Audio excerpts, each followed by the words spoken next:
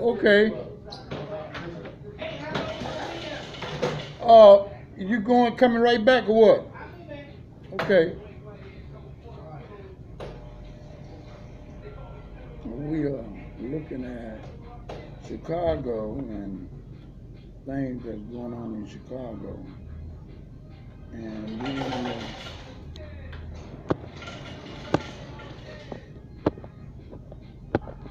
that it's taken so much to clean up the crime that's involved in Chicago. And I think on this day, 1 to September, that we have to be more creative on trying to stop the crime in the city by getting people together and making people become involved with what's going on. And that would happen. So that would be like that. I feel that in 2016, Chicago have become the most violent city in the country, more violent than New York, more violent than Los Angeles, California, and the drug activity that's going on in the neighborhoods, back to back, is not so much a gang problem as it's a drug problem. People trying to survive by buying crack cocaine, taking it, and from the crack cocain, all of them not paying back, and it end up into shooting and murder. So we got the highest murder rate in America. The murder rate in Chicago is worse than Afghanistan, Vietnam, Korea, and innocent people are being killed, innocent babies are being killed because if nobody put a lock on stopping it. One of the main things got to happen. It's got to be a stop of guns. There's so many guns in Chicago. It's so many shootings go on a minute. So many murders go on in 15 minutes. Over the weekend, it's bloody Chicago. Big stink bloody. Chicago means big stink bloody. Bloody stink Chicago. Over and over, we pick up the paper, the news, the scanner, saying man shot, woman shot, child shot, pass by shooting on the expressway. What is the solution to the shooting?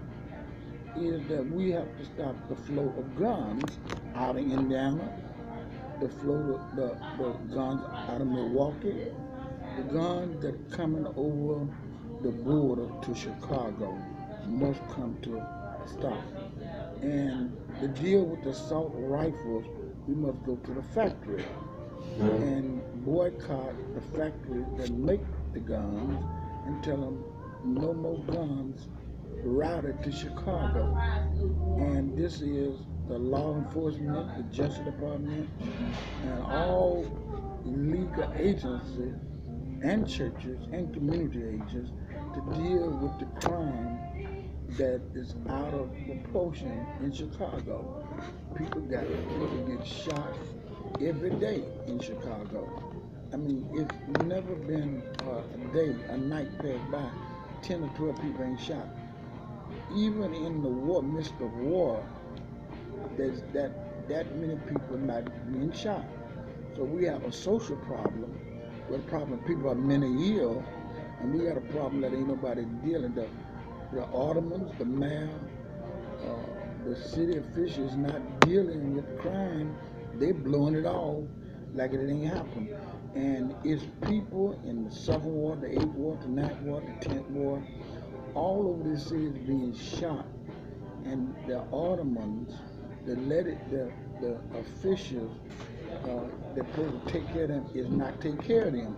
So we're running into a drug war and a war of killing, and nobody said nothing about it.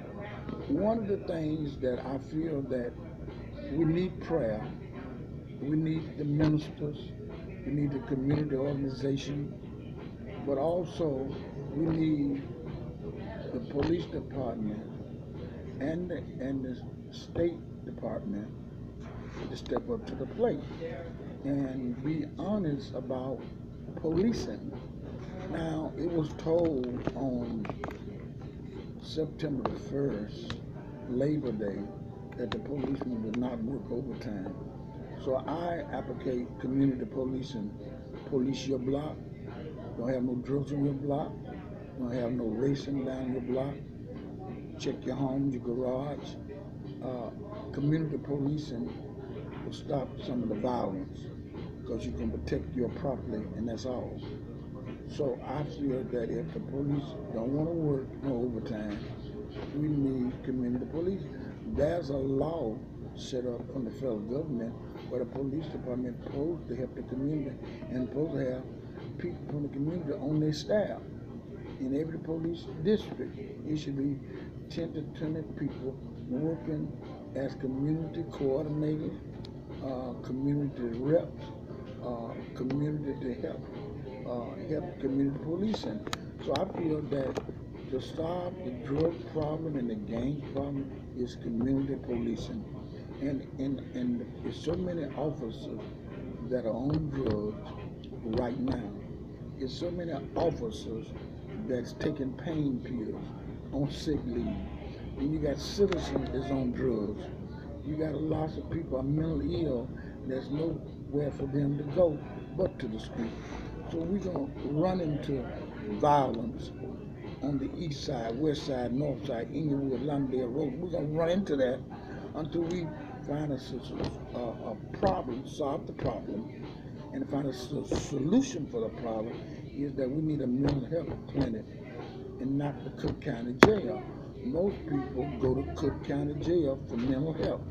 And Cook County Jail is a correctional institution, not an institution to take care of sick people. And I think that's one of the most important things that we need to do in our community. Get ready to stop the killing, save the babies, and what can we do to make life much more better for our kids going to school, going to college. And I feel that the best way we can do it is reach out to the brothers and sisters, the professors in the college, and all the professors in the college, and the professors that's going on in the college, and those that move in the next level will open up. That's lady right there. They're y'all purse. Mm-hmm. And that goes the next level. Mm-hmm. And every door that open up, I seen it, and every door that open up, and be blessed. And I want to say to you, and that door will open up. It's very important to understand that we need the door that open up. And I feel that thing was working for you. And I feel like every door that closed will open up, and the door will make things work for you. So the clergy got to take a part of it, and the men got to take a part of it, and the teachers, lawyers, professors, and even the judges got to take a part of making things change. So there's got to be a change within the judicial system. There got to be a charge of some kind of work that the young men that come back from jail can create a job, get a job, and be monitored. We cannot let our women and children and mothers be shot down as continued. This over and over is like it happens every month. Somebody get killed, somebody get shot, everybody's sorry, and we're going to too many funerals. And nobody getting rich in the black community with the law enforcement officer and the funeral homes. And it's so many funerals that they're having, you can't keep up with all the mass murders and killing black on black. So I want to tell Black Lives Matter, all lives matter, and blacks got to understand that, and we have to be able to work together to change things in Chicago, in Detroit, and we're talking about do it quick, fast, and everything. And my thing with Donald Trump is just talking talk. He becoming the world's biggest liar. Lied about his tax, lied about how much money he got. He lied about whatever he can do. His goal is to get in Washington. His goal is to fight the Jews, to fight the blacks, to fight everybody, the Mexicans. So he said, I'm going to send the Mexicans back to Mexico. I'm going to send the blacks back to Africa. I'm going to send the Chinese back to China. I'm going to send everybody back to their home if they ain't right. Well, he ain't right. So my whole thing with the president thing is a big joke. And any blacks that involved in trying to make Donald Trump the president, I consider they're a traitor to the cause, and they ain't looking at the real picture of what's going on. It maybe that you want to go to the cotton patch. Maybe you want to be in slavery. Maybe you want change on you. Because law and order of Donald Trump means putting you back in slavery, putting you back 40 years back in history. So I want to say to you, what is his plan? What he say he's going to do? He hasn't said anything. What he say he's going to do? Is he going to get black restoration? What is mind made up to do for the black?